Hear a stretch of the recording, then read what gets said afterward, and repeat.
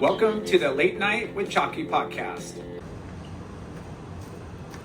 Friends and family, brothers and sisters, welcome to the Late Night with Chalky podcast.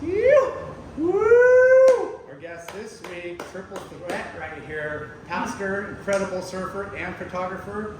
He likes to charge big waves like the Wedge, Pipeline, and some misto, reef, in Indo. And he's one of the few photographers on the planet that can capitalize on both ends of the lens. Both ends of the lens. He has no problem putting himself in critical situation or in harm's way when it comes to getting the water shot. He's known to be on the biggest bombs and the best waves. And he's also capturing the best shot all in the same day. He's humble and underground, and when it comes to his surfing or his photography, he lets it speak for themselves. We welcome the super stud, ultra talented, Super stud. physically gifted, one of the genuinely great dudes that we know, Mr. Mike Reverend Harris. Yes. Woo! I will Venmo you guys for that intro later. Yeah. Dude, you gotta hashtag and claim both ends of the lens. Both ends of the lens. I like that one. I like it. Sorry, it didn't sound that good when it came out, but I guess it is pretty catchy. And That's cool. every time that I think of Mr. Harris, I always think the dude's like Tarzan. He doesn't.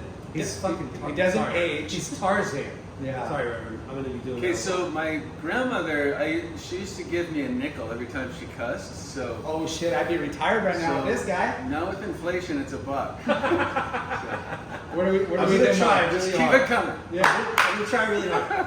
But first, I want to say, okay, Reverend, you're a pastor, you're a Christian guy, but are you going to heaven or are you going to hell?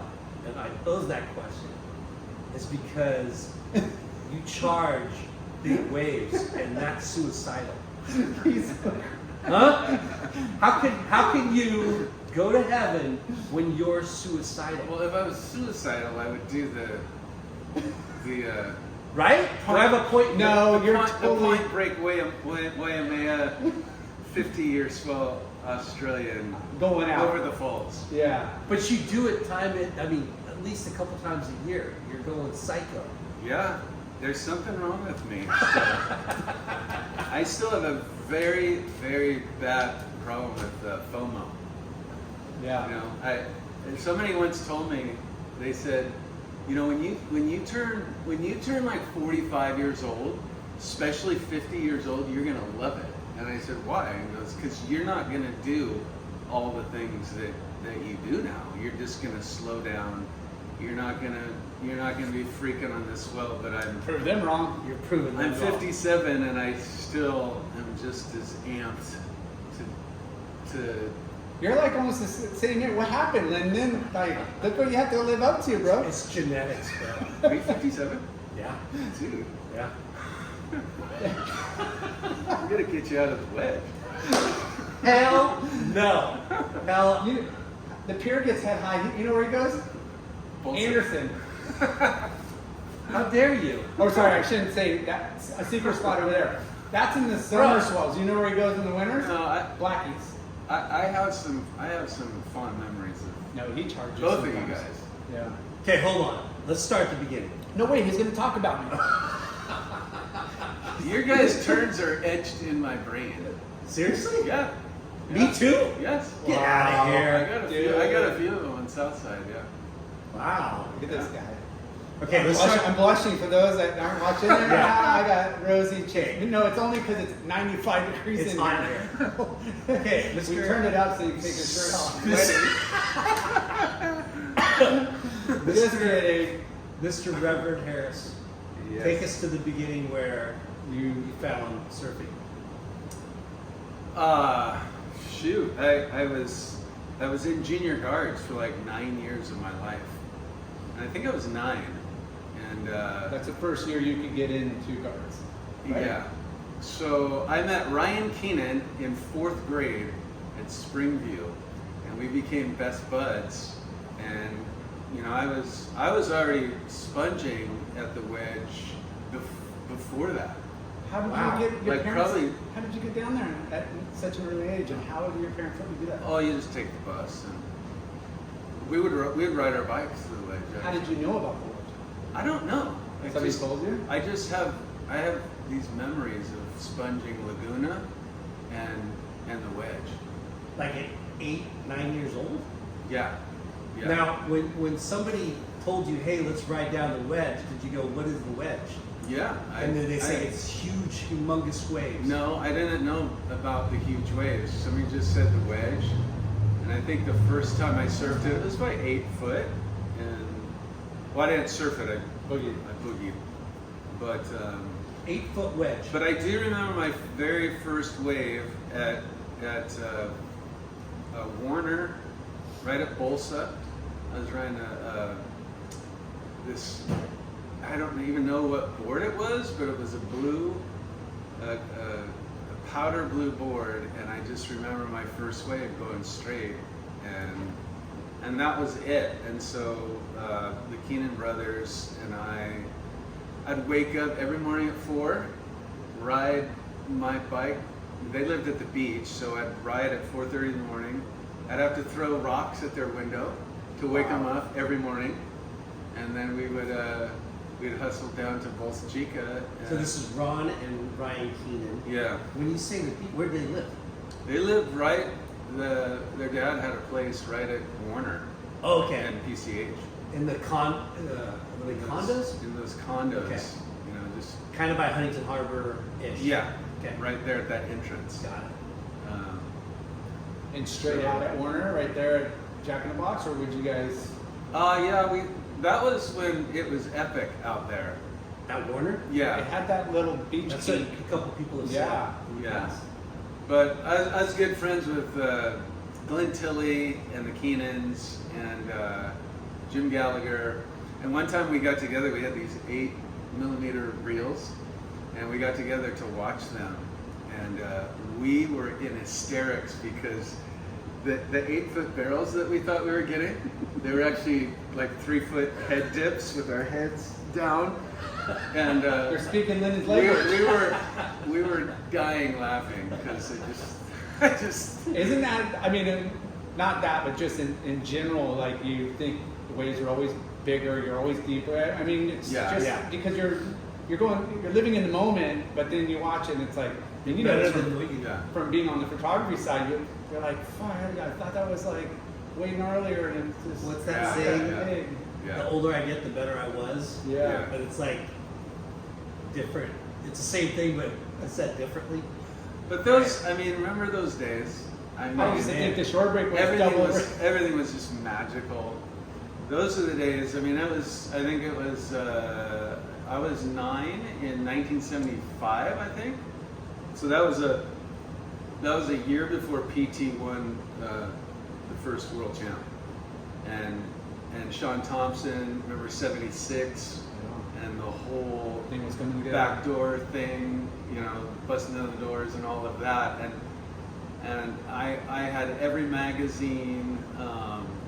I was just recalling all this because Brian Bielman, you guys know Yeah. Brian Bielman, and he's kind of doing Free Surf magazine right now, and so he asked me to send him a bunch of pictures just recently and do an article, and but I was just recalling just the stoke of that time and how like MR and Sean Thompson and PT and Shane. Lopez, I mean, they were just like gods to us. Yeah. Everybody in the mag, you know, was just larger than life, you know? Like Yeah. that was kind of the threshold of like, you know, hey, you got local rippers, you got people that like surf really well, but like whoever graces the magazines are like, they're just... Yeah. They get on the wall. And it's They get on your wall. and it's a were picture, all they over might the not wall. be the best surfers, but you analyze everything about the photo. Like they always say, you know, a photo's worth a million Yeah. words. It's like positioning, the fingers, the color on the boards, the logos, where they're at. Like you would dissect everything. on Yeah, and I think everything. it was even more magical too because we didn't have internet, we didn't have Instagram, and Yeah. you know, and the magazines were just like, oh my gosh. Yeah. You talk about all the time where you would read it, study it front to back, Yeah. and then 10 minutes later you do it again, Yeah. and then a week later you do it again, and a month later you do it again until Yeah. the next one came out. I would buy 2 copies every time. I would put them in plastic and save one copy. Really? Wow. And hide it away. I almost have like all the surfers. Wow. Dang. Almost all of them. That's I'm impressive. gonna have to rip your house off. And I just have Where do you live? tons. I have tons. Okay. But then I would take one and I would just shred it and put it all over my Plaster. Yeah. So back to the light blue, powder blue board. That was the first board you stood up on Yeah. and cut down the line. Yeah. And Well, I cut straight. But straight. I remember doing a cut out. That was amazing. Well, just turning those boards, you know, like it's Yeah. baby steps. Like, okay, can I catch a wave? Can I stand up? Can I go straight? And then once you start making those turns, it's like Yeah. it's a whole different world. And So then that transitioned to Bruce Jones boards. Started riding Bruce Jones. We just hang out in the shop all day. And then when we started gravitating toward north side, south side, you know, in the old days, you know, this is like 19, I don't know, late 70s, early 80s, like 80, 81. who was running the lineup? We were. Bud was running the lineup. Bud was the governor, and Steve North, all that crew. I have so many vivid memories of Bud just doing those backside hacks on north side. Yeah. When it just was like a right point in there. Yeah, little VLAN just coming up from behind and Yeah. blasting. And then we would hang out at. I never had a Carl Hayward board, but we'd hang out in Carl's shop every day of our lives. So were you riding Bruce Jones? I was still riding Bruce Jones. And Did you get? Was that your first sponsor? No, my first sponsor was actually Infinity, and Jerry Mailing was running Infinity. And I remember I walked into. I was hanging around. That's when I remember one time Aki was out and he was surfing Northside. He was 17 years old. I didn't know who Aki was, and Never saw him in the mag? I didn't see him in the mag. He had that orange board, you know, Cheetah print peak, almost? yeah, cheetah print. Yeah. Yeah, you got it. And peak wetsuit, and he had a short haircut. And I remember he was in the Infinity surf shop, smoking a joint in the back. And so I put a portfolio together, and it was one of those portfolios where it's got the paper Yeah. and The cellophane Yeah. thing, you put the picture or the whatever paper, you put it back over. Yeah. Old school. And Now you're already doing contests, I obviously. was doing school contests and NSSAs, and so I was cutting those out of the magazines and putting them in my portfolio. So I walk into Jerry's office at Infinity, and I have my portfolio all ready, and I hand it to him, and he goes, "What's this?" And I go, "It's my portfolio, and I'd love to ride for you." And he goes, he looked at like one page and shut it and threw it on his desk. And he goes, "I just have one question. Do you rip?" Straight to And the punch. I said, he goes, "Do you?" And I said, "I don't know." And he goes, "Put your wetsuit on. Let's go." Wow. And so we went on north side. That's pretty rad. That's And- insane. That's And pretty rad. luckily, I got like Couple good ones? 3 sick waves. So wait, this wasn't when Aki was there. This is separate. Aki was there around that time, yeah. But that day that you went He to wasn't get smoking a sponsored, joint. he wasn't No. there. Okay. No, not But that. this was- that particular day. What Yeah. What made you decide Infinity over the other shops? 'Cause Well, there's a- I loved the Randy Lewis logo Yeah. with those sparkles. Yeah. That just was kind of magical with 'Cause Bud was riding Bud those, on the right? cover. Yeah. So Bud was kind of my hero at that time, and Aki became. So those two guys really influenced my surfing. Aki and Bud. But Infinity was just, I don't know, Just had the buzz. I like the logo. I don't know why. Yeah. I was just curious if like Who was riding? Yeah. What local dudes? were- Nobody, really. Really? Infinity wasn't, all the hot guys weren't necessarily on Infinity. But I was a kid. I was just amped over anything. Yeah. So You that got- day, Jerry told me out in the water, he goes, "All right, dude, you're on the team." How You know, and awesome so I is was that? just so stoked. And How did you surf? how nerve-wracking though that he's watching you on like Yeah, I kind of liked it because my portfolio sucked. I was actually happy that he didn't look through the whole thing because it's. Were you getting results? I was a little bit, but I mean, I was almost embarrassed at the portfolio. Yeah. I went home and threw it out like Yeah. the next day. I don't need this I don't need anymore. this I don't anymore. need that. So, So how did Jerry surf? Jerry was just normal, large man surfing. You know, but he But had you Did you the- guys know Jerry? Did you guys know Jerry Maley? I remember the name, but I don't Yeah. remember. So did he put you on the team? So he put me on the team, and then that's Do you right remember when, those waves? that day. Yeah. Oh yeah.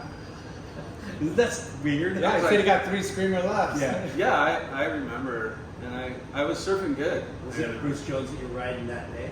Yeah.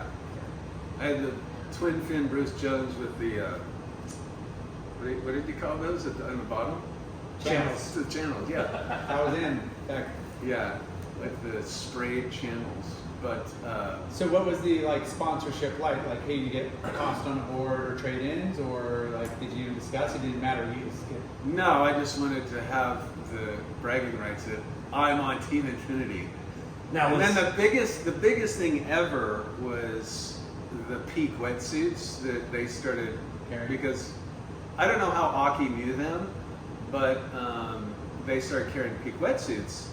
So for the team riders, right when peak came out, they put Infinity, like this special for the team riders, this special spring suit. And it was a powder blue spring suit, but it had Infinity across the chest.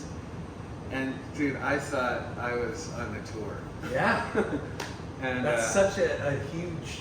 How old are you then? oh, I was probably 13-ish, maybe 14.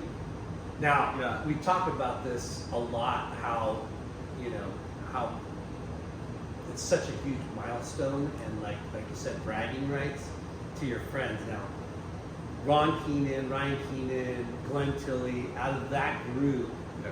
who was like the best surfer, or who was sponsored first? Well, probably Glenn because he was doing good in the NSSA, and I think he was on the NSSA team. Yeah. And if you got there, then that was Yeah. The national team. yeah. I remember that was the next I remember thing to the Glenn tour. and I remember Ryan, and I always thought Keenan was like gnarly. Like he was to me. I like watching Ryan surf Yeah. quite more than Phil. Yeah, well, Glenn was MR Yeah. A little lookalike. bit more Yeah. old school.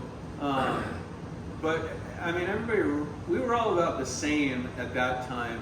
But we would go to Hawaii together. I remember kind of our last group Hawaii trip. We'd stay at Sunset and just surf our brains out. But we kind of just parted. We didn't part friendships, but we just, we're growing up. Yeah. And that's when I got really involved in church. And Ryan Keenan, he just kept he started to really mature. When you get to a certain level in surfing, but then there's that push, and then he's really maturing. Yeah. Like you can see that there's so much power, way more drive in his turns, and then there's a couple more levels until you're, Jay Larson level. But Whoa. Well, Keenan, I remember I'm like gonna cut that part not out. even, but I mean, there was a lot of good surfers.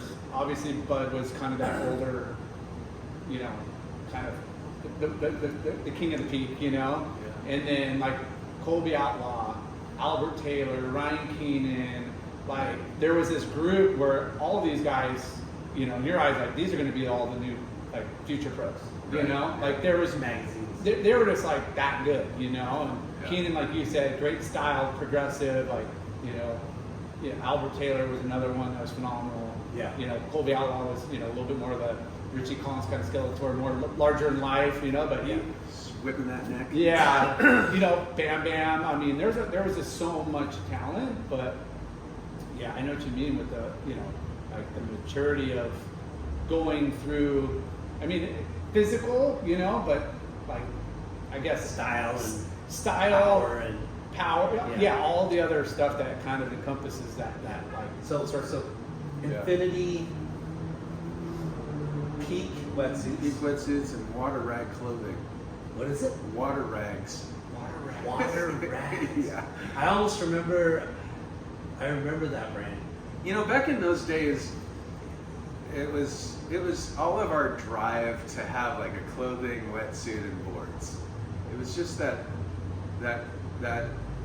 thing that you could identify with and say that I'm sponsored. Big stickers on the board. Yeah, but at that time, surfing and professional surfing was changing so much. I mean, right around that time, if you weren't the top 16, you were barely making money at top 16 in those days. Yeah. So in my mind, it's like I kind of had I did have like a aha moment. Like there was David Edgars that, he was like 12 and he was just killing it. And I'm 14 or whatever, and I'm like, well, I'm too old. I need to be like a David Edgar, I think, to make the top 16. And so I stopped doing contests, and I haven't done a contest since. Wow, I don't even that's crazy. do the old guys contest. So at still. 14, you said You stop writing on the wall like, hey, I love surfing, but like there's way gnarlier guys out there. Yeah, and I don't think I'm gonna make top 16. So I just, I out of that whole crew, I think I was the crazier one when it came to big waves. yeah. And So Wedge, when you were 9 years old, you're starting to boogie board big wedge, good sized wedge. yeah. And then surfing took over, and you're surfing and getting better and better. You're going to Hawaii, but like, when was it? Like, when did you notice yourself that, whoa, I'm comfortable? And where were you at? Like, I'm comfortable in this. My first Hawaii trip, I was 14. I don't know how my mom just let me go with some guys. We're so loose back in the day. And Yeah. I got all the time. I'm like, yeah, I'm going here. And they're like, okay, cool. This Yeah, I was 14. no insurance card, no supervision, just. Yeah, we stayed at Mark Fu's house Wow. at Waimea. And I remember it was that trip that I surfed sunset for the first time, but it was like April. So it was like 10, 12 foot sunset. But Hawaiian? it was California 10 12. yeah, where sunset's barely breaking. Yeah, it's just hit. But it did something to me. So the next, when I was 15, the next winter we went, and that was the winter when I was 15 that sunset was huge. My first good surf at Pipe. I remember one of my, it was actually my first huge barrel at Pipeline. Around that time, Joey Brand cut me off. And I'll never forget it because Did he know who you were? I don't think Joey knew who I was because he was the California kid at that time. Yeah. And this was right before he won the Pipe. Wow. So, but I remember I dropped in, it was almost like a second reef, but just come feathering into first reef. And I pulled in right under the lip, and he dropped in just a second after me, but cut me off. And so I was already pulled into the barrel, but he was just then doing the bottom turn and pulling in. And I'll never forget the vision of just both of us standing in this barrel, and I got destroyed. And I never said anything to him. I had bragging rights that I was in the barrel with Joey Moran at Pipeline. And I was deeper. Yeah, and I was deeper. So that was when I really got this real fire to get out on the biggest stuff. And I remember I remember one particular year where Mike Parsons, Bobby Owens, Glenn Winton, and Ken Bradshaw were the only guys out at Sunset. And I was out there with them, and it was as big as Sunset can hold. And I felt so empowered because I was getting in the mix with those guys that were all on the tour and everything, and I was holding my own, and I just realized once the waves get to about 15-foot Hawaiian style in Hawaii, everybody's kind of on the same,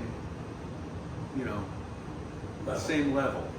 We're all just kind of surviving, and who's gonna just turn around and go. I can't understand anything that you're saying right now. Because when you go to Hawaii, right, you have to order the guns, right? You have to order your big boards.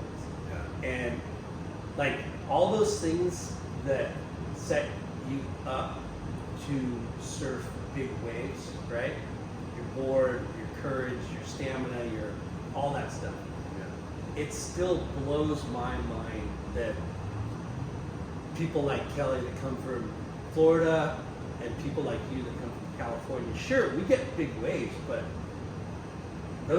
Hawaii is a whole different. Yeah, it's different when you grow up there and you see it all the time, you're around it, but when you're not, like he's mentioning, and you just show up. I mean, all those guys still have to, they're scared, they have to put in their time and build up their, confidence. It takes, you just, But the way he talks, it's Yeah. like he's never been scared. no. Have you ever No, been scared? it's the old He just adage. got that excitement, he gets excited. It's the old adage: if you don't have fear, you're dead.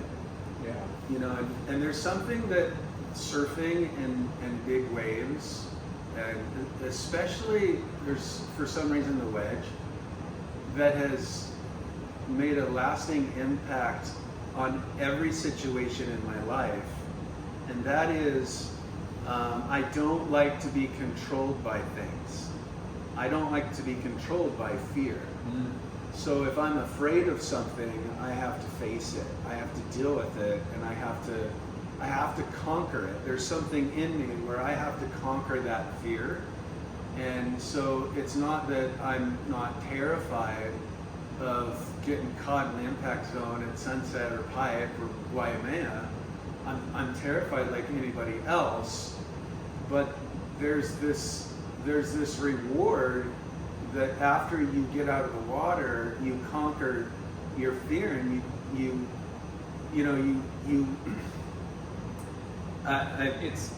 I know what you mean. It's kind of euphoric in a way, and it's peaceful at the same time. Like when you get caught in situations where you're like, "There's no way I'm going to survive," or Right. like you get to that panic, and you just kind of like, well, if I go this route, if I keep going down this feeling and excited, whatever, you're gonna be done. So there's a point you let go of, like, not the fear, but just relaxing. Yeah. And then, you're like, wow, that wasn't as bad. There are some situations, I mean, there's a couple times where I almost drowned, and one was in Porto, and I came up and I swallowed all this foam and water, and I couldn't get it out. I had to, force puke to get some air because it just evaporated. Little shallow breaths, and another one was in Sunset, and a board hit me in the chest and knocked the wind out of me. Yeah. Like literally, like I came up and I couldn't even get up, and then another wave hits me, like where you're just like, I am gonna drown. Yeah. But waves. Everybody has their peak. Like, hey, I'm fine, I'm comfortable to this, and I don't need to go above that. Right. I think what Lyndon's mentioning is, you get to 15 foot, you kind of conquer that fear or whatever, and then now what, 20, and then what, 30, and then what, 40? Like, I think It doesn't really stop, because the most intense part for me, and the most rewarding part, is that moment when you're gonna whip it in the bowl. That's the thing that makes you or breaks you. You can go out there and you can get caught in impact zone and be an idiot and survive. And you can stand, in the shoulder on the channel and inch your way in. But there's that place where you have to get in between the North Peak and the West Peak at sunset. You can't just stay on the far side of the West Peak. You got to get in there, and what it takes to paddle into that spot, that's one thing. But then when the bomb comes in, to just whip it, and the Wedge taught me about Wedge and pipeline, but no hesitation. yeah. There's no hesitates. hesitate. He who hesitates is done. So Plus, it's waves of consequence, and Yes. everyone's frothing. The dudes that are out there, if you don't go and you're in position, everyone writes you off. yeah, you're written off. Yeah. Well, You So might as you well get out. have to. And when you prove to lose, everybody. that edge on any different session, Yeah. the second you feel, that's gone, you're out. Yeah. You just you're taking one in, because Or it's you just- have to redeem yourself some other day. Yeah. Well, you could. But you do get written off. I like if you the don't. point where you said, hey, there's places you can be on the shoulder and inch in. You're probably going to get cleaned up, or you could go super deep, maybe not even get one because you should have turned around on one, you didn't, whatever. Like, you're going to get cleaned up if you put yourself out there. And I remember Todd Chesser, I think it was like Kelly, he's Grom, and he was like, I'm terrified. And he's like, well, why don't you just go catch the sets, because you're going to get cleaned up at one point. You're going to take it on head, rather just at least get the beating on a wave, at least going for it, versus just getting, cleaned up. And it was like, like stuff, it's just, thinking different, like, Yeah. that'd be crazy. I apply a lot of things to biblically, but there is a story where, the disciples were following Jesus, and Jesus got into the boat, and they got into the boat with him. And they get out there in the Sea of Galilee, and they had the worst storm of their lives. And I've been to Israel like 20 times, and you get these gnarly. There was a surfer once that was on an Israel trip, and it's always been sheet glass when I'm there in the Sea of Galilee. But he said, Mike, I'm not joking. The waves were like 6 to 8 foot on the Sea of Galilee. It was the worst storm in 20 years. So you can think of these disciples being on a boat with Jesus, and they're going to die. But the whole point of me bringing that up is you can stay on the shore and be fine. But it's not until you get into the boat that you're guaranteed storms. Yeah. You're guaranteed rough waters if you're going to follow Christ. And if you're going to surf big waves, it's just a guarantee that you're going to be terrified. And you can stay on the beach, or you can go down to Pupukea, or you can, go to Bolsa. But there's that thing that I need to conquer, this fear that I have, and sometimes when the swell hits, you're almost. This is the thing with me. I'm almost like bummed that there's a massive swell coming. But at the same time, I'm like amped, and I'm bummed because in me, I know that I gotta go find the biggest, gnarliest thing. So there's no rest.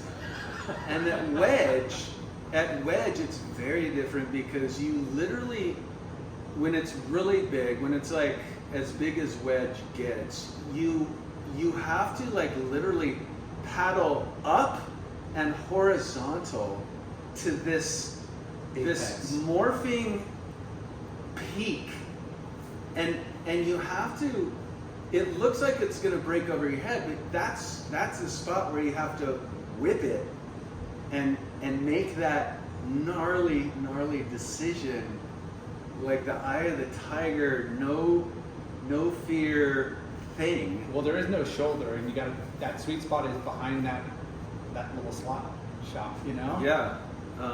Good. Yeah. So all the way through, I had it pretty much alone through all the 90s, because I was I remember seeing a Danny Kwok bottom turn at the Wedge. Yeah. I think he had his helmet. Famous. He had a helmet on.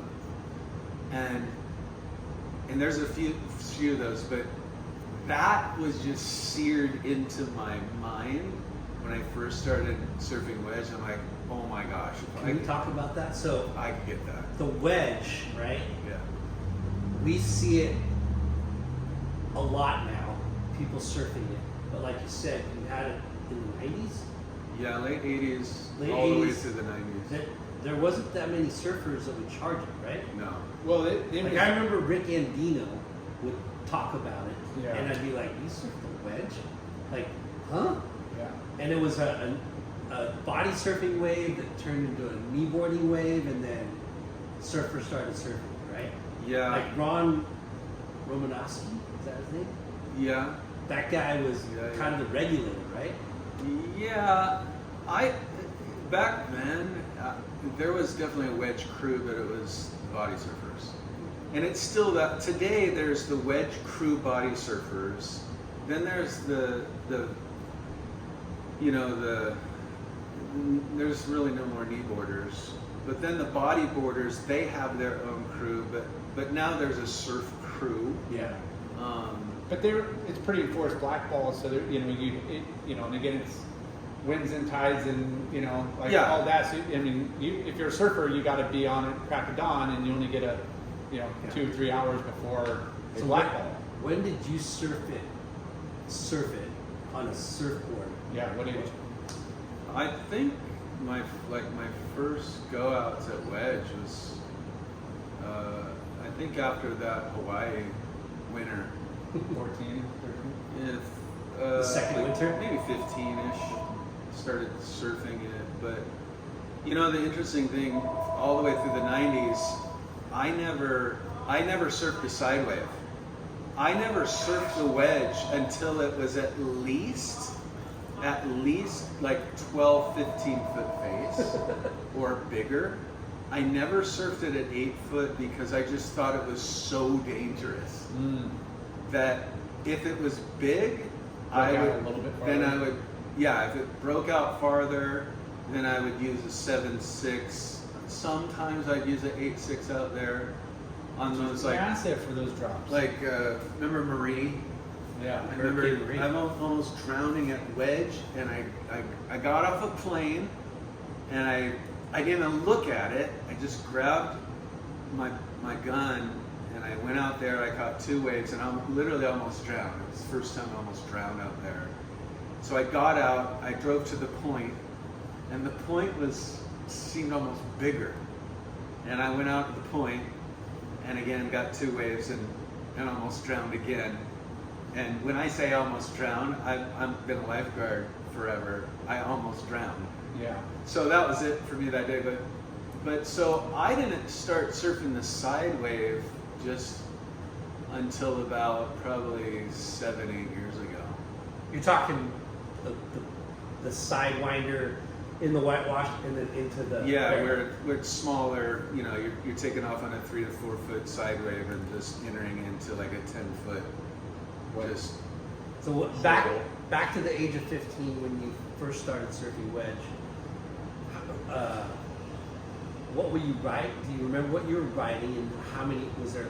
Who else was surfing it with you? I just did it alone. None of my friends ever would think about going out there. So Keenan never did it. No, none of my friends. I would only go when a photographer said let's go shoot the right on a regular foot. We'd mosey on over and maybe try to pinkle a couple of lefts here and there, but it was if the right's not working, I'm just not risking getting broken. I never got shots. I remember days where it would be 15, 18 foot, and I would surf it at dawn patrol, and because as a pastor, I would jam to church and run in, and I'd have to teach some chapel at school for all the kids.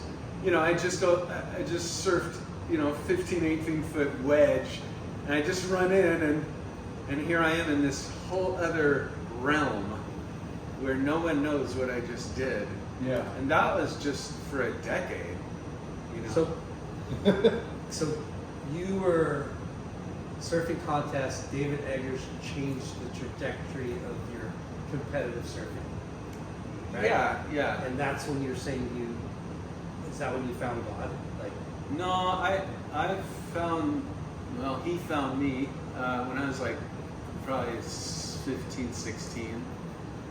And that whole crew, the Keenans and all those guys, we all just started going to Calvary Chapel Costa Mesa,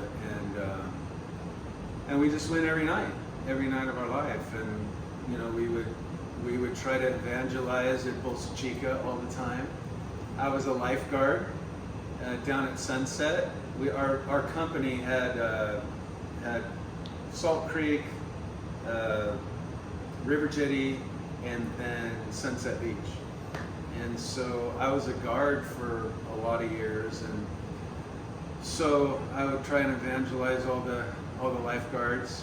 And then when I became a supervisor and driving the Jeep, then another guard would have to be with me 8 hours in the Jeep. So he was just, Had no choice. he was going to hear it all day long. So we started a little Bible study. I started a Bible study at Marina High School, and we started a little surfer Bible study, and we were just amped on the Lord and amped on surfing and just having a blast. And so when I was 19, right out of high school, I became a pastor at 19. I had no idea what I was doing. so did you not party and drink alcohol, smoke weed at all? I smoked weed in 4th grade Dang. through about 6th grade.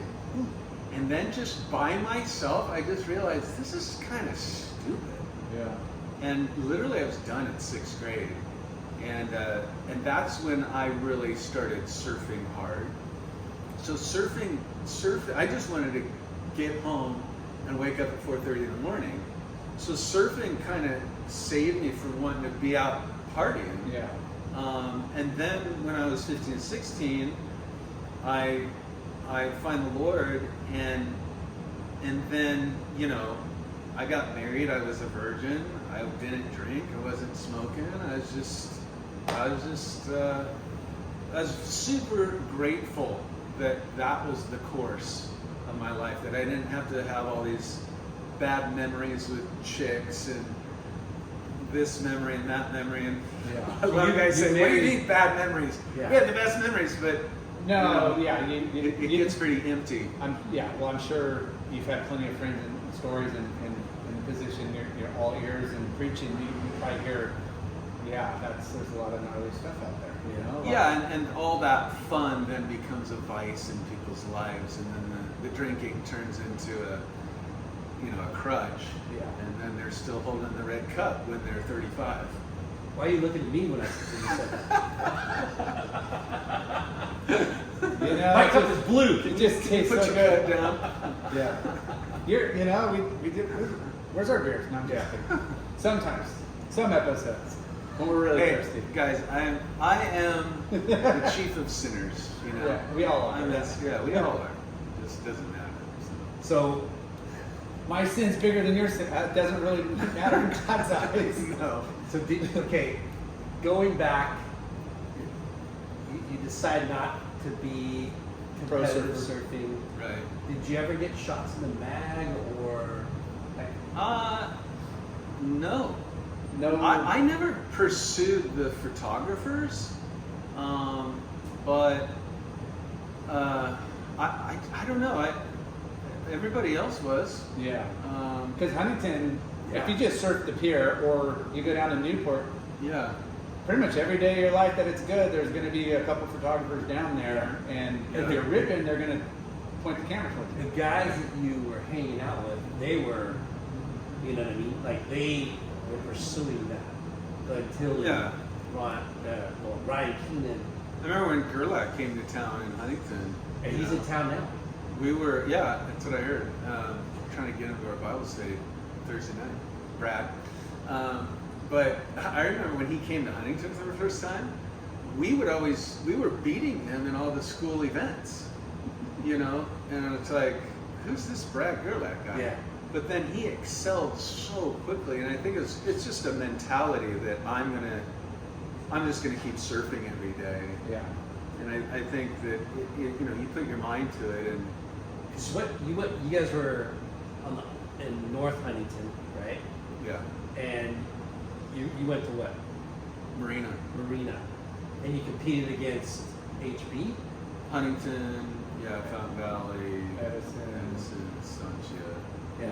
I mean, y'all had sort of teams. And we, kneeboarding had a division back in those Yes. days. So we didn't have any kneeboarders. We had like Farnsworth and Clisby and Keenan's and myself, and so we didn't have any kneeboards. So we would go out there and just have laughing attacks in our heat because we were winning all the kneeboarding contests. And all the kneeboarders were so mad.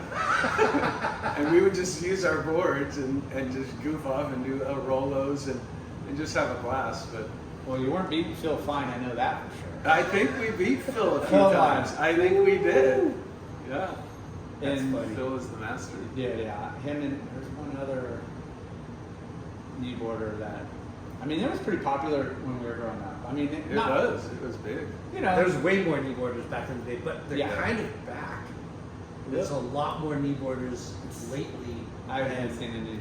At my spot. Young? If they're No, six, no, they're yeah, 60 all older year olds. dudes. Yeah. That's They're all older dudes, but Can't It's jump to because their they feet. can't get up. So they're kneeboarding now. You're a couple years away from that, why do you bro. keep looking at me when that age thing comes Are up? you kneeboarding yet? Hell no. He keeps telling me he's been in a rut. I have been in a rut. Hey, ride the new board. That thing looks sick. Hey, You got just big- need a big heat Indo tomorrow trip. morning. You need an Indo trip. I'm going to Indo in August, so I've What? been surfing every day because I Or gotta get ready. Is it a ministry trip or just fun trip? No, just a fun trip and gonna do some photography and surf. Nice. Yeah. So backtrack. Yeah. High school. Yeah, you graduate high school, you become a pastor in 19. Yeah. What was your first job with lifeguarding? Pretty much, like you just didn't Yeah, have to pick up anything else. Like that was your. I was a lifeguard and What about when summer ended and it was winter and there was no lifeguarding? I was a busboy and working at the chapel store selling Bibles Nice. at night and buying books. Yeah. And just buying books and buying books. So it's a really weird dichotomy. People never, my whole life, when I say I'm a pastor, they just have a really funny look on their face. Like, you do not look like a pastor. No. Yeah. I remember I've been to South Africa like 4 different times, and I've actually, this is pretty crazy. I've gotten to go to over 50 countries in my life. Because of ministry? Because of ministry, which means it's all been paid for.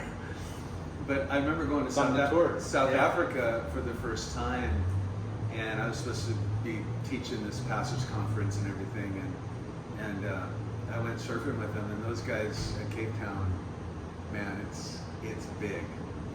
It's where Dungeons Sharky is, and and Sharky, dark Gnarly. and eerie. But the second I went out, I think it was a good 20-foot face at a place called I forget the place, but their whole perspective of me changed, because it's such a surf culture. So anyways, my whole life it's been really it's been interesting because you think there's a lot of pastors that just don't do much physically. And then I'm on the other full extreme of, you know, love teaching the Bible and love just going nuts. Well, everybody has their Going to gift, something. and everybody resonates with the way the different messaging and how people identify. And Yeah. you know, you're at a, I mean, you grew up within like a kind of a surf community church, you know, so Yeah. you found your home early. You know, Yeah. some people it's hard to, you know, It's- find that. Calvary, why is that? Like, it seemed like that era, Calvary Chapel, Joey Moran, like Tom Curran even, right? Like, Christianity really hit surfing. Yeah, I think during that Breakout magazine period, Joey and Mike Lambresi, Yeah, Sunriders. Sunriders. What age were you when that came out? I was in high school. Yeah, so- You know, it was exciting to see that happen, but a lot of the surf community, like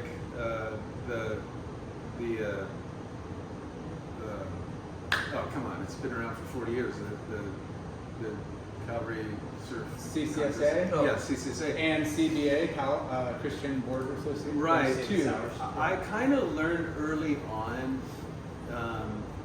for me personally, that I wanted to separate, in a way, my surfing from the Lord, and that's because the joke back then was you better watch these Christian surf movies really quick before these guys fall away from the Lord. You know what I mean? And they go back to the way they were living before or whatever, and then you know you go to these Christian surf contests and you know guys are drinking and this, but they're professing faith, and it was just there was a lot of contradictions, at least for me. But at the same time, we're in the real world, and people are having their own struggles, and so you want to reach as many people as you can, and you just want to. Without casting judgment, but Yeah. you're also kind of like, it's kind of hard to when you're seeing both sides of the. Exactly. It's like So- when I think of Mike Harris, like it's such a trip because you're such a madman in the water, and you're not like aggro and offensive or anything like that, but what you do and how hard you charge, and then you're a pastor. It's so funny. It's so weird to me. Well, Do you know what I mean? Yeah, I know. It's weird Because for me. I'm sure people have said that to you before. well, like you. Oh yeah, my whole life. Well, like you said, I think Oh yeah, my whole people life. resonate like, oh, you're a Christian, you walk with the Lord. That means you don't take risk, and you're kind of conservative, and you don't do this. It's like that's not the way it should be portrayed. It should be portrayed of like living life to the fullest, and Yeah. you know, and you know, believing in yourself, and you know, whatever, you know, overcoming fears, like you mentioned. And, Yeah. but it is a weird. Like That's that thing, like I was saying in the beginning, like surfing big waves and conquering your fear has been a lifelong lesson for me, because in that world of being a pastor and dealing with it's a whole nother realm of stuff that you're dealing with people's lives and wreck lives and also your own personal struggles. And having to use that same conquering fear mentality, I think it's coupled for me with, I was a nut in terms of, I would go out to Balboa by myself every Saturday night, and I'd walk around. I committed for a year of my life after high school.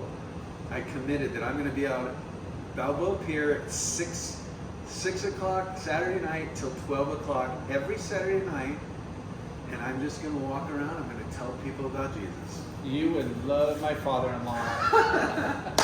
He would go. Does that, or he was for years down in Santa Monica, like, and just same thing. But I was nuts. I was at a corner once, and a Jeep pulled up right at Balboa. Hot chicks all.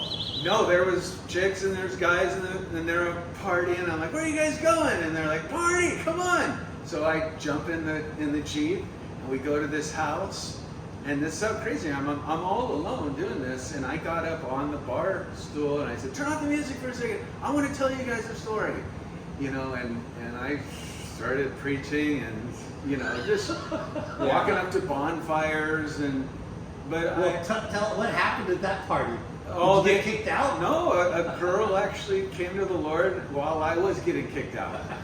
I just went outside with her, walking up to, you know, just She's a good-looking stud, and he's a Christian. That's like harder than surfing the wedge. Yes. Yeah, that conquering the fear. That fear of turning and burning at the wedge or pipe or something.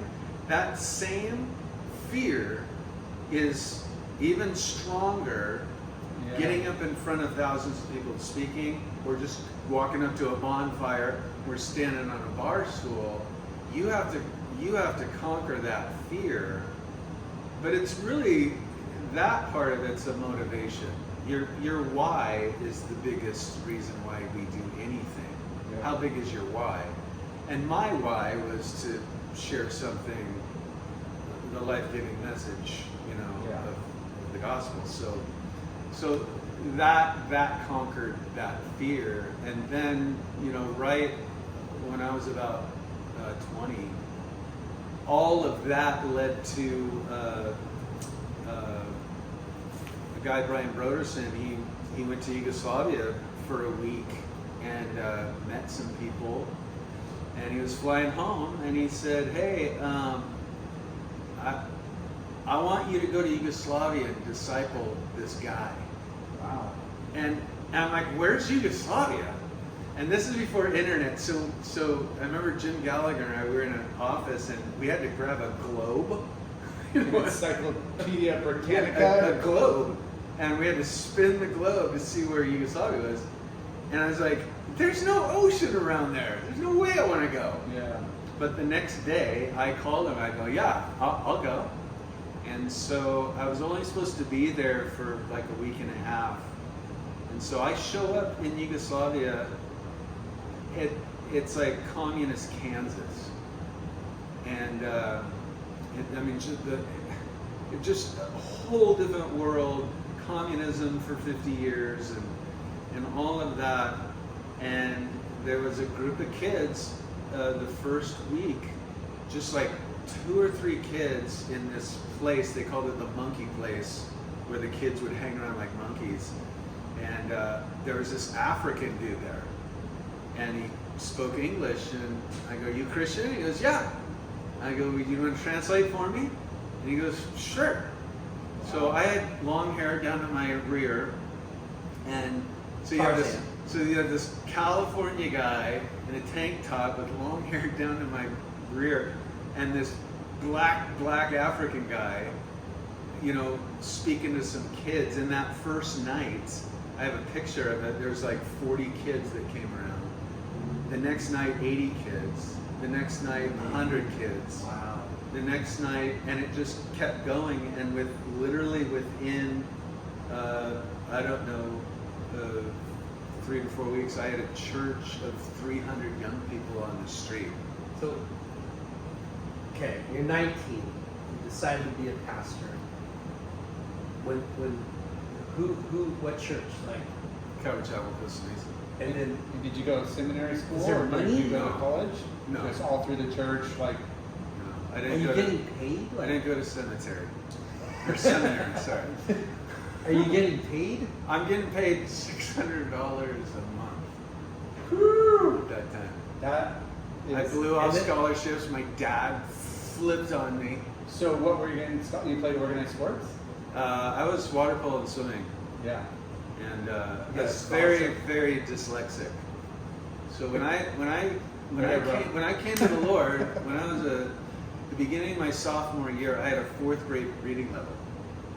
I had to cheat my way through school, but now I'm a Christian, so I can't cheat. Yeah. So I struggled. At a 4th grade reading level. First book I ever read was in 10th grade. But that was one of those miracles where I started reading the Bible and all that. But so yeah, I wasn't really getting paid too much, but that whole experience in Yugoslavia turned into 3 years. Okay, so 19, you decided to be a pastor. You're making $600 a month. This guy Brian Brothers. Brian. Yeah. So who is he? He's the pastor at Calvary Costa Mesa now, but he was just a pastor. And he went to Yugoslavia. And he said you should go over there and disciple some kids. No, he just wanted me to disciple one dude. Just spend time with him. And which guy was it? I forget his name. He lived on this farm. So that's so weird, right? Like, So weird. Go disciple this one dude. One dude. And Because if you can disciple him for a few weeks, then maybe when you leave, then he'll get excited you're gonna about plant the things. seed, and he's gonna. Maybe start a Bible study or something. Now, when he said this to you, and you're like, okay, and then they paid for your trip, like, Yeah. okay, and then you get there, and day after day, more and more kids. And how Yeah. long were you there? You were supposed to be there for how long? I was supposed to be there for like a week and a half, so that was around 3 years. You were there for 3 years. Yeah, so I was amping to get home because it was 3 June. It years? was June. No back and forth? Well, no, Okay. I came home after 6 months. So I had no clothes. I went with one pair of flip-flops, like 3 shorts and 3 shirts. Gnarly. And they actually, that's when Bob Hurley was still at Billabong. So they were sending me Billabong clothes. And I go, yeah, it's getting cold. I need some clothes. So I couldn't leave because I had 300 kids on the street. And so I stayed 6 months and then came home for 2 weeks, got a really good swell. And then I went back for 10 months, then came home again, and then went back for another 6 months. So it's like I didn't want to stay, but I couldn't leave. And it was so miserable there. And I was getting arrested by the police and some crazy experiences. But then I had this amazing family of young people that were just so amped. But I did put surfing pictures all over my wall in Yugoslavia. But it's really interesting. You're so hungry for surfing, but when you aren't in a place where you can surf and something like that's happening, you don't really miss it. It's not until you come home and you got surfing right in the backyard. What you were doing was so rewarding that it was pacifying or nullifying your hunger. Yeah, it was. I've been in ministry for over 30 years. I've never experienced something so dynamic and powerful before or after anywhere. It was a real radical, legitimate. What did your family and parents and friends, like, was everybody tripping or was supportive? Like, Both. Both? Everyone was tripping. And Is he doing drugs over there? like what is he doing? Is he working the poppy farms or poppy Wait, why are you being arrested? I was arrested because you weren't allowed to have a Bible in public when I first got there, and you weren't allowed to do any public speaking. So this is about 9 months before the Civil War, the collapse of Yugoslavia. So it was about 6 weeks, and the night I got arrested for the first time, I would start at 8 o'clock at night. I would play guitar songs, I'd play Beatles songs, whatever, to get a crowd. And then I would sit there, and I would sit, and everybody would stand. And after a couple hours, about 10 o'clock, then we'd have, question and answer time. So it's about 11 o'clock at night. There's like 300 people in this square, and I just feel this strong hand on my shoulder pick me up. And there's like 5 cops there, and I'm an American. Like you can't do this to me. But that's a different world at that time. And so I remember him spitting in my face, and they took my passport for 3 months.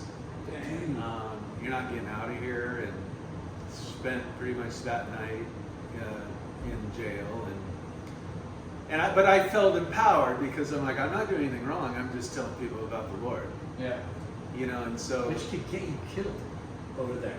Well, Yeah, there was one time where we had shared. We'd shared with this guy, my translator and I. We'd shared with him about the Lord, and he was. So Romania is right next door, and Ceausescu was in power. So he was one of Ceausescu's secret police guys. And before Ceausescu was assassinated, probably like 6 months before I got there, his secret police were killing thousands of people. Christians or Just anybody, political leaders, because there was a coup going on. So this guy was one of those guys. So he broke down and he shared with my translator how many people he killed, and so him and his girlfriend were living together. So she started coming to church, and she felt like, hey, I shouldn't live with this guy. So then this guy kind of turned, and so now he's freaking out. now he's freaking out because he shared this information. So at 3 a.m, my roommate, the guy that speaks, Serbian, he's getting dressed, and I'm like, where are you going? He goes, I think the guy's name was Dragana. He goes, Dragana said if I don't come meet with him, he's going to kill us or blow up our car. And I'm like half asleep. I'm like, what are you talking about? And so he said it again, and so I go, okay, I'm coming with you. So we drove to this hotel at 3 a.m, and we pull up to this hotel, and Dragana comes out of the bushes. I'm in the passenger seat, and he shoves a gun into my temple. And I'm sitting there just thinking, like, this sucks. How did I get I am gonna die. I would rather die surfing pipe or something. I'm gonna get my head blown off. in Yugoslavia? And this guy was so mad that You broke him and his chick up, kind of like, or separated. and so those two go into this hotel. I'm sitting in the car, and then all of a sudden this guy comes storming out of the hotel. I'm thinking, okay, he shot my friend. I gotta find the keys and get out of here. Oh my God. But then the guy started crying, and then we talked to the girlfriend a couple days later, and the police actually found him and beat him to a pulp, and we never saw him again. But there was so many like crazy situations like that during those years. But all that to say, I needed that. I just believe it's that God-given thing in me to like want to conquer fear, and I think the Lord used all that adrenaline crazy thing in me to actually do some amazing stuff that I'm like, oh, who cares if I get arrested, or I'll die whatever, and so I just look at it as I'm very humbled about all that, because it really wasn't me. It's just You're the vessel. I was just a vessel. Yeah. So So crazy. you were there for 3 years, Yeah. pretty much, Yeah. off and on, mostly on. Yeah. And when did you finally decide, and why did you finally decide to do There's a that? huge swell coming. Wedge is gonna be as big as it. It's gonna be 20 foot. How The would you know 50-year that? swell. There's no surf line back There's no there. surf line. It just came through a dream. I just, I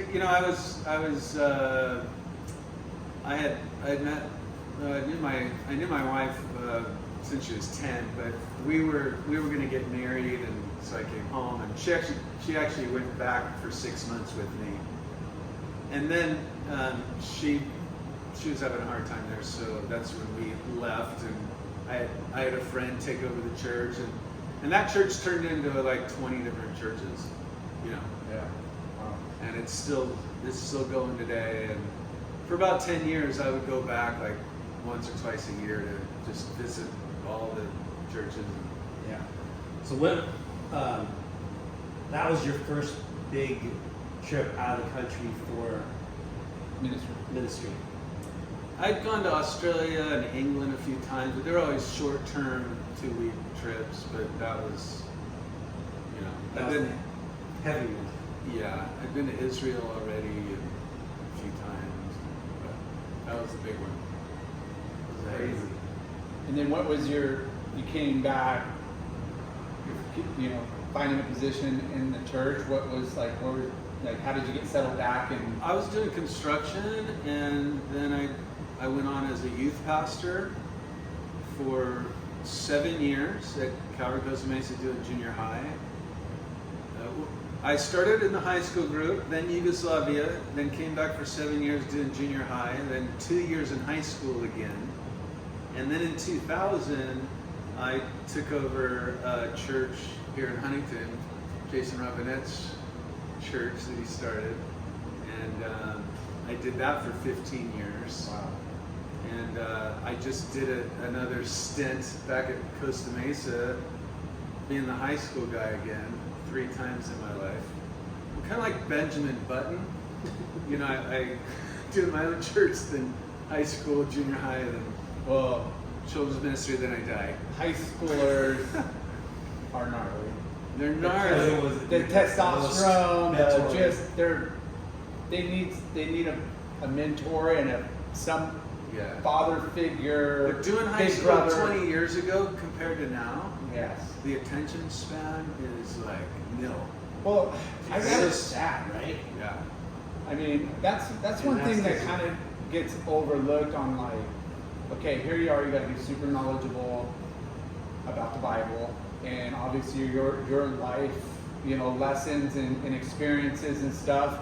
But then you almost are like the psychologist for, like, because people are spilling everything to you. Yeah. You know, people are going through really gnarly stuff. Yeah. And, you know, like, how do you prepare for that? How do you deal with, like, people's, you know, baggage and, Troubles. you know, like that? Yeah, anybody in your guys' I shoes. think that to be a good pastor is much prayer, much study, and much suffering. And I think the more suffering that you do in life, the more gracious you're going to be with people, the more merciful you're going to be with people, the more empathetic instead of sympathetic, and you can just be real. Yeah. You know, I think just when you realize what a wretch you are and what a blow-it you are, and when you're vulnerable like that, and you're able to just tell people your faults, that's when people open up and check in with you and go, okay, you know what, this religious guy looking down his spiritual nose, you're just a real dude. And I think that I think everyone needs that, and they just, I mean, sometimes all you need is somebody to just sit there with you. Yeah. Don't open your mouth. Yeah. And if you have that discernment, that wisdom to do that with people, I don't care what spectrum of life you're in, you can relate to them. Yeah. And at the right time, you can share the hope that you have found, and the strength that you have found, and the freedom that you have found, where you don't have to live this way, you don't have to be alone, you can get help. We've all blown You're it. not alone. You're not alone. Yeah. You know, And I think that's the kind of misconception a lot with religion is there's this, like, look of hierarchy almost, you know, like, well, you know more of the Bible and you're more above me or whatever. And like you said, you break that down, like, dude, we're all the same. Like, you know, like, Yeah. I may have a little bit more knowledge here and there, but as far as sins and faults and experiences and goods and bad, like, you know, and that's kind of where, you know, and it's so church, important. church is great, but church is weird. Yeah. Churches are great, but churches They're are intimidating. the place where you get hurt bad. Yeah. I mean, sheep have fangs, you know, and some people just get done with it Yeah. because they're not keeping the main thing the main thing. The main thing is the one that doesn't screw you over. Yeah. The main one is the Lord. We're all hypocrites. Yeah. So, you know, so being real, being down to earth is the key. And I think that I think me being in the church realm and then also loving the other side of surfing and the surf crew and having a relationship with those guys where you can not compromise your own integrity, but I can hang around, especially Lyndon, I can hang around him, but I'm kidding. But you know, it's just like, okay, I don't go past this line, but I still love you.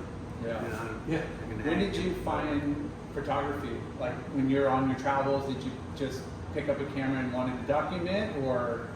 Never was into photography. Out of all those trips traveling the world, I would always ask somebody that had the best camera, Yeah. could I get your negatives? Wow. Because then I would be in them. I can never understand guys sitting on the beach taking shots. It's like, what? Like, don't you go crazy? Like, don't you just want to be surfing? Yeah. Yeah. But I started getting a little into photography with my family, but surf photography was out. Like, I'm surfing. But it wasn't until, I don't know, like 2000, maybe 2013-ish, or maybe 2015, where I was hurt, and I had kind of taken a hiatus from the Wedge for probably like 5 years. I felt like I was done. Yeah, you've accomplished. I lost the edge. Don't want to get hurt. Getting more, you know, I don't want to get hurt. It's way more crowded. But it was this huge swell, and I was hurt, and I wanted to get in the water, so I got a GoPro the night before. You snuck out The with night GoPro. before, and I bought some fins all the day before, because I had this thing like, I'm gonna go out there And you feel the energy Yeah, without yeah. sending it. I get out there and it was just pumping, and you never body surfed there, like except when you're really small. yeah, like it was when I was 9 or something. Yeah. So I go out there, and I'm a little intimidated by the other photographers because they got all their water housings and their big lenses and they're swimming out there, and prior to that I was shooting birds in the wetlands. Okay. Yeah, no. Wait, birds in the wetlands. Birds With a regular camera? with a regular camera, but I was like, How did you pick up that? I Therapy? don't know. The reason is it was a challenge. Bird photography is psycho. To get a hawk in Huntington Beach is one thing, but to get a hawk not above you but like below you in the right light with some prey in its talons is such hard work. And I thought, if I can do that, if I can get these insane shots. People always ask me, who's your inspiration for photography? Like, what surf photography inspires you most? I always say birds. Because that day at the Wedge, all that time of taking pictures of birds and getting these insane shots, like the year before, I realized, okay, I have a GoPro, so if I did that with birds, I can do that with this, but I'm just gonna have to get way closer than these guys. You have to send it. And I still have the psychoness in me, so that turned into like, that day, I got destroyed. but I got the most insane shots from a GoPro, and I was hooked. And all of a sudden, like overnight, I had the same stoke, like flip side of getting out there and catching a moment as I did surfing. Wow. So you took a 5-year hiatus from surfing the wedge, Yeah, and I then was pretty much done. yeah, and that's a long. 5 years is a long time to take away from a spot Yeah. because there's every year there's going to be like 20, 30, you know what I mean? Even more like newcomers that start owning the place, right? Like, you know what I'm saying? Like, there's guys that try to take over the spot and they Plus the name, like Wedge. when I say the wedge, what does that do inside of you? When I say pipeline, yeah, what does that do inside of you? Yeah. Just the All right. name of it yeah. is a beast. Awe-inspiring. Yes. You got fear, you got fear. awe, you got. But so 5 years, right? And here you are, out of the blue, come back to Wedge to do GoPro shots, because there's a hierarchy in the lineup of surfers and bodyboarders Yes. and body surfers, and then there's a hierarchy of photographers. Yes. But you probably know most of them, but I'm sure I they're didn't know any of the photographers. So it's like, what are you doing here? Who are you, right? Yeah.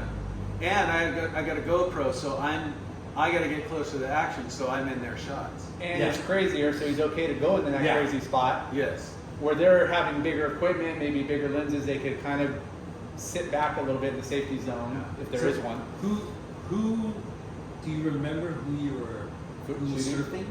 Just anybody? I remember I was shooting Tommy Cantrell.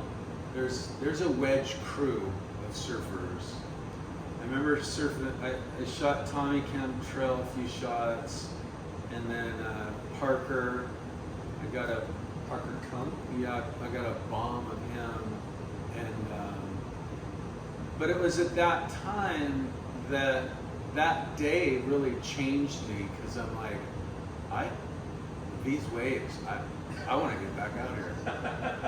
You felt the energy. I felt the energy. You got the pounding, you got the heart rate up. you're Yeah, like- and I'm like, if I'm just swimming out here, I could surf out here. Yeah. So what ended up happening is I just kept going and shooting. Until you And got shooting better. and wedge. And wedge, you get the most unique, crazy, psycho shots. And I started posting on Instagram, and then people were like, whoa, you know. And then I just started, then it was like this drive to my body was like a tripod to my instrument, and nothing was holding me back except my imagination. So I wanted to get a shot from up on top, you know, but the only way to do that is to get up on top Get sucked over. and get sucked over. But I wouldn't think about the consequences in that split second. I just focused on the photo. I was so focused on the shot that I'm just gonna have to deal with that mess after I take the shot. And it's all worth it as long as you got the shot. And if I got the shot, it was worth it. So I think shooting wedge is just as dangerous as surfing wedge. Did you break your neck? I broke my back. Your back? Now that you're talking about the consequences, Yeah. yeah, at the wedge, shooting photos. Yeah, that was like 4 years Yes. ago now, and I finally bought a housing and everything, and So what happened on that day? well, I had my housing, and there's this, you know, you have the jetty out of the wedge, but when they first started building the wedge jetty, they made another supporting jetty that went along the beach all the way down to cylinders, and it's underneath the sand. But there was so little sand at that time that Was exposed. retainer jetty was starting to show. So there was one morning. It was only like 8, maybe 10 foot max. But it was doing this little chopu thing right on those rocks, and I don't remember. I have a picture of what I don't remember. And what I think happened was I got clocked in the head by my housing, I think. And then you got knocked out. Because I was like waist deep. And I got knocked out completely. And I woke up when my lower back hit the jetty. But it was a dream, like wake up. Yes. Yeah, you're in La La Land, and that snapped you out of the That knockout. snapped me out of the knockout, but then the next thing I remember, my feet were over my head and my face hit the jetty. Oh, So then I got knocked out twice. dang. So I don't remember anything after You that. got knocked out twice. Twice. And usually you get, right in that area, you gotta get sucked under and out. But for some reason, I woke up choking because I was swallowing water. And I don't know who like lifted me at first, but I remember Tyler Stanley. Stanland, Yeah. catch surf guy. Catch surf. He held my neck for like 45 minutes. Wow. Somebody had to put their Arms knees on on his back because He saw head trauma, and he just knew to push Yeah. your neck. I couldn't feel much. Fudge. Another Wedge local was asking me his name, and I was looking at him, and I knew his name, but I couldn't say his name, How weird. and I couldn't speak. It was a real trip, and so they took me on this super long journey inland. So my back's fractured, and I'm on this hard board, and I'm shaking convulsively because I was in the water for a long time, and then on the beach for 45 minutes. Yeah, the And endorphins I'm- are wearing off, and you're starting Yeah, to and I'm in shock, and I mean it took the shaking was killing my back. So, anyways, all of that, I had neck damage, and I had vertigo for a full year. I had really bad vertigo for the first 4 months. I couldn't walk for a little bit, and then everybody said, "Well, you're done at the Wedge," and Can we, before we, because that 5-year stint was in the GoPro thing, that was years before, right? yes, Okay. I want to talk about how you went back to the Wedge, and like what spurred that on. Like, I remember you saying, "Yeah, I'm out here taking pictures. I should be out here surfing," right? yeah. So when you finally grabbed your board and you paddled out the Wedge, was it like did you have to prove yourself and reassert yourself in the lineup because there was a new crew of dudes? Yeah. Not necessarily because I surfed for the first time the side wave. Because I was getting shots of these guys doing the side wave. Who, in your opinion, started the side wave thing? I don't. Because I've never been to the Wedge. You've Personally, never been I've to never the been Wedge, to the Wedge. dude. Yeah. He doesn't What's wrong like with you? I don't He like the doesn't like Wedge. the I don't snow, need he to doesn't see like the it. I big can watch waves. it on YouTube. But the way that people do that, Blair Comp, I mean everybody that Yeah. runs and jumps, because you do that too, where you Yeah, well, you have to watch out for the skimmers because they're coming up. You're trying to take off on the side wave when it's a side wave, but then you got a are you skimboarder. taking off in the ocean? Yeah, Okay. you are. But you're not running and jumping in. No, on No. a surfboard? Yeah. Yeah. Skimboarders are. Skimboarders are. Yeah. But it's right there next to the shore. But so I just Short hopper. there's the curse of the surf photographer. Yeah. Like every time I'm surfing, I want to shoot. Every time I'm shooting, I want to surf. There's never one time where I don't want to do both. So I did get some insane shots of shooting myself getting barreled at Wedge, but So I started back, I mean, harder than I was going in the 90s. That's kind of what my impression is when I see you on Instagram.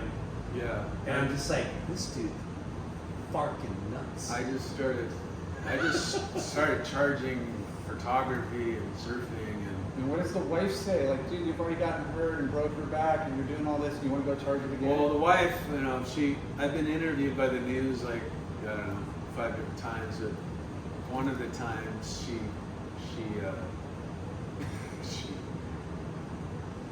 she asked me when she didn't want me to surf Wedge, and so she goes, "Where were you today?" And I'm like, "I was surfing." She goes, "Where?" I go, "I was surfing." She goes, "Where were you surfing?" I go, "What does it matter?" She goes, "Because I just saw you on the news, you know." So that happened a few times. Yeah, it's a very popular surf spot when it gets pumping. All eyes on. But I just, you know, and then my back broke. And I'm super thankful to those guys because we're always watching out for each other at Wedge. But everybody kind of said, "Well, you're done," but I still have the fire in me. And it hasn't been until literally this year where I have so much neck problem, back problems, my arms go numb. Like I wake up at least 10 times a night at times with numb arms. So I have a lot of problems from countless like whiplash at Wedge. Because I get whiplash at Wedge pretty much anytime I surf it. Like bad whiplash. Yeah. Like It's car so accident violent. whiplash. Yeah. So it's taken its toll, and you know, so it's hard to let go of. There's pride involved, For sure. Of course. and there's identity involved. But I think the thing that is hardest for me the most is that I'm letting something beat me. Mm. But I've let this thing beat me for so long that it's It won. Okay, Wedge. It's- you know. it's It's not really Wedge. It's Mother Nature. Yeah. It's your body getting yeah, older. yeah, the profit loss is. So what profit's other nasty. highlight spots? G-Land, like Desert Point. PG, Deserts. I think my like Tabby, my fave. That's one of your faves. Yeah, I've gotten it. You wear a wetsuit there? You don't even wear a wetsuit at Huntington in the middle of winter. What am I saying? No, Like this has been 3 years now. no wetsuits. No wetsuits all the way through the year. This is the coldest winter. I just literally started to wear a wetsuit the last 2 weeks. In the first time in 3 years. I shoot with a wetsuit because I'll be out for 3 hours, but I've been wearing a wetsuit because I got to get ready for Indo, and I got to stay out longer than an hour or an hour and a half. So Did you guys ever see the movie Octopus Teacher? yes, that was pretty I bad. know that yeah. I didn't watch it, but It all started there because the guy is trunking it at 50 degrees. Yeah, he's down Cape Town. Cape area. Town. Yeah. Yeah. So And he's, I've been there a lot, so I know how frigid and cold it is. And I'm like, if that guy can do it, yeah. I can do it. But he talked about this euphoric feeling that you get after like 15 minutes. Yeah. And it is crazy how your Hold on. body longs for that euphoric feeling, no matter how hard it hurts. Yeah. So it's just another thing for me. It's like Hunger, the ice. torture. Yes, it's like an ice bath mentality. Love it. It's not going to beat me, and I'm gonna get out of here. I'm gonna do it. You know, Yeah. I mean, I didn't know you. I just thought you did it every once in a while. Just show you tough, and you're like 3 years in the wetsuit's freaking hard. so what boards are you riding? I usually ride Cordell's. Still. Yeah. Cordell's a good friend, and he gives me boards. So Yeah. Hey, you've been I riding him- never blame the board anymore. It's always me. So You've been riding him since the 90s? yeah, I've been riding Cordell's a long time. Yeah. I just posted on him and Gur's photos, and he like replies like, "I think this is the first time you've ever posted on my left a message, And I'm like, Commented on commented on my comment, And I'm You like, commented on. I commented Cordell's. on him and Gur, Yeah. Yeah. and he was all stoked. So Yeah. Cordy, I love you, bro. We'll get you on the show, and We need to get him yeah, on the show. but he's just an awesome human too, Yeah. talented in all ways. And we were talking about wave pools before. Have you ever surfed a wave pool? I don't have the money. Yeah. Me either. My friends keep getting invited to take shots in the wave pool, and they always throw them a couple waves. And I'm like, why is anybody calling me to shoot? I think Here it is. maybe We're it's a throwing it church. out in the universe. Anybody out there that needs some insane shots to be in the pool, This is your man. it'll just cost you one wave. Little church retreat. Come on. No, they're pretty fun. But Tavi, have you been there? I know that place is expensive, but like, what other? Yeah. I'm looking at all lefts. This guy's goofy. Charges like you've seen those. I got to go to Code Indo there. like 3 times. That was all like they had a Bible school on the bucket, so I would surf Ulus and Padang and Then go teach. go over to deserts, and then I would kind of travel around to different churches and teach at that Bible college, and that was awesome. So it's really funny that I've got to travel the world, but then at the same time that's opened up doors to actually get some surfing in. But I could never tell my church about the surfing because they want me to go. Don't worry, we won't Go back to Yugoslavia. Yeah. Don't worry, we won't tag all of them. Yeah. Where's my cat? Yeah. J-Bay, you mentioned J-Bay before, or South Africa. Did you surf J-Bay? Yeah, I did. Yeah, the first time I surfed it, I was begging because Cape Town's like 8 hours. So I was begging this guy that if we left at night and drove for 8 hours, we could surf J Bay for 6 hours and then drive back to get me on a flight back home. Quick surf. So we did it, and J Bay was like 8 to 10 foot, Wow. just epic, and I didn't sleep for 2 days straight. Worth every. But Cape Town was great. That was you can look out at Cape Town. You guys know Matt Bromley? Sounds familiar. Yeah. Matt, Sounds familiar. he's the huge big wave charger. But I've seen him there, you know, it's a really cool community. It's called Komaki. But you look out on a given day, and right in front of you, there's a place called Long Beach, and that would maybe be 6 foot. And then you look to your right, and Sunset would be about 15 foot.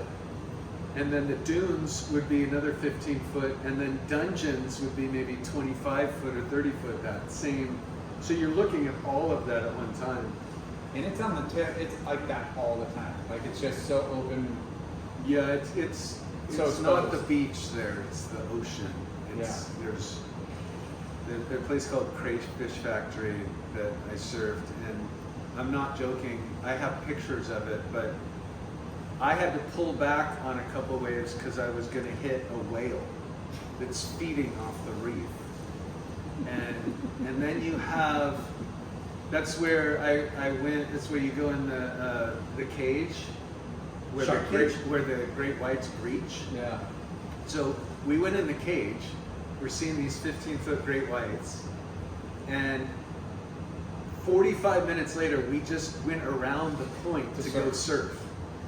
And There's so much sea life, they don't bother in us. between that, where the cage is, and then Dungeons. Dungeons is, It's like an outer reef, right? Like yeah, and there's a seal park on the inside. So like 500 seals, and then you have 40, 50 foot waves. And You surfed it? I surf dungeons. That's the place where I towed in at dungeons. I was gonna ask, how do you get out there? There's a huge channel at dungeons, And people but it's paddle out? super unpredictable, and it's Like weather-wise, winds and stuff. What do you mean unpredictable? the wave is Oh. unpredictable. It's like it's way more unpredictable than Mavericks. Like Mavericks is It's cross up swells, so yeah, just when you drop in, you think it's gonna do it, but then it closes out, and then Have you surfed Mavericks too? I haven't surfed Mavericks. I haven't had the. I just haven't been ready with it. you could be the first guy to trunk Mavericks on a 25-footer, dude. But I'm really proud of Sage Burke. Yeah. Sage has just been charging like Wedge. Yeah. And now last 2 winters he's just been charging pipe, and I think he's up right now for the biggest paddle in Wow. at Mavericks.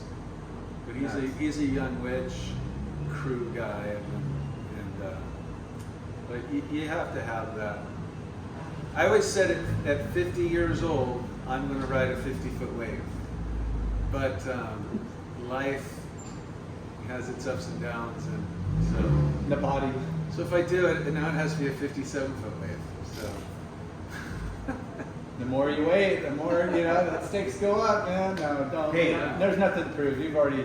We interviewed Gary Linden, and that dude's 74, and he's still surfing Totos and Jaws, and yeah, it's great. Yeah. It's nuts. He's nuts. so we're saying there's a chance. There's a chance. Yeah. Yeah. So I'm just, what's cool about, the photography of the Wedge is, Are you making? Sorry, are you making money selling photography, or you? I do. You really have to hustle it. Shooting guys surfing doesn't really sell. Waves, those sell because they're art. Yeah. So it's so hard for me. Like when you're shooting Wedge, I see some of my friends. They're down there at cylinders just shooting empty waves, and I kind of gravitate more toward anybody dropping in. Yeah. I want to shoot them. But I'm trying to shoot more waves. Yeah. But then that's hard because I think I miss some of the best shots of my life because there's times where you just gotta throw the camera down and go surf. Yeah. And lifestyle, like weddings and anything. That's where the money is. Yeah. I shoot a couple of clothing brands. I help with Sporty Kings. Weddings are where the money is. Yeah. I was doing a handful of weddings. I got a wedding coming up, and so that's where the money is. And it's If another people challenge. want to hire you for any of that, let's promote it. Just hit you up on Instagram? Or? Yeah, I have a website, Mike Harris Visuals, for wedding stuff, but it's usually Instagram. Hey, book a wedding package, a photography package, and I'll officiate for free. I'm sure you can work in some sort of. Yeah, there you go. You can work in some sort of like. I've actually done weddings where I officiate the wedding. I I knew you had sing at the same wedding, and I do the photography at the same wedding. Bro, triple So- threat. And I clean up the dishes at the end. You know what we should do? We should just tell somebody, hey, book a wedding at Surf Ranch. Yes. And Mike Harris will Yes. be the triple threat. He'll officiate, he'll sing, and he'll Yes. take photos of you getting barreled. But you gotta give him waves. I will officiate on the wave itself. It's long enough, right? Yeah, it is. On the left. We can Say just I to do. the Say left. I do. What's his name? What's the guy that helps at Kelly's place? The guy that's always screaming? Ramona. Ramona. Yeah. Yeah, go. Ramona's Do you say I the do? Do you man. say I do? Come on. I mean, has anybody gotten married there? Like, I think so. I'm sure there I has. Like, think so. But not on a wave. no, but it is a beautiful property to Yeah. like host a wedding. Anyways, We got to make that rich happen people's for you. problems. We got to make that happen for you. We got to tell Kelly Sorensen. Yeah. He owns On the Beach Surf Shop and does it like that. Right? Yeah. He'll book it and then invite people and then grill. Yeah. Well, That would be funny if he's Well, like, dude, I have this wedding couple that wants to do it. well, Nelly is his go-to. Oh yeah, that's right. Yeah. Sorry, Nelly. Yeah. Didn't want to. Yeah. Nelly. Yeah, Nelly. Nelly's got he's the- got that. he's He's got got that the- locked. Yeah. He's got. But how funny he's is got this? everything not plugged. You know do you ever watch The Drive-Thru? Greg Browning, Benji Weatherly. They used to do it back in the day, and then they started redoing it this past couple of years. What is it? It's called Drive-Thru. The movie? It's like It's a like a- vlog. Like Oh, okay. It's like a short series. Yeah. Like a road trip. Okay. So Surf. back in the Lifestyle. day, Yeah. it used to be on fuel, and they would go all over the place. But take an RV and Oh yeah. yeah, remember that? Yeah. They did it like during COVID, and it was so weird. They got invited to do it with Kelly at Surf Ranch, and this dude hit up Kelly, DM'd him, right, and said, "Hey, I'm gonna ask my girl to marry me. It would be insane if I can propose to her at Surf Ranch." And it worked out to where Drive-Thru, and so Kelly invited this dude while Drive-Thru was happening, right? Yeah. And the dude proposed on camera on Drive-Thru, right? And I was like, and I didn't know this until I met the dude that proposed. Wow. I met the guy in Santa Cruz, my friend Bubs from Verdell's. Yeah. He's like, yeah, we're gonna have dinner with this guy. And You saw him? and we're talking, and all of a sudden he goes, yeah.